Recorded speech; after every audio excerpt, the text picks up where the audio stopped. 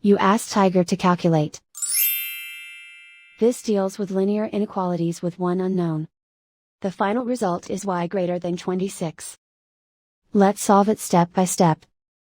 Group all constants on the right side of the inequality.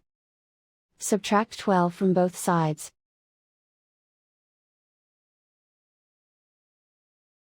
Simplify the arithmetic.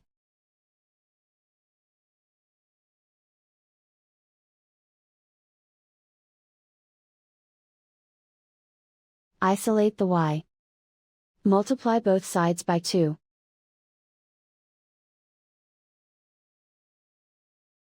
Group like terms.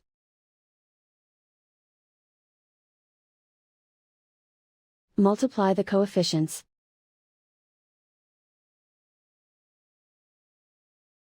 Simplify the fraction.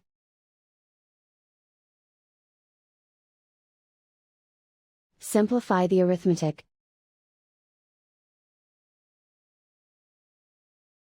Plot the solution on a coordinate grid. And so the final result is y greater than 26.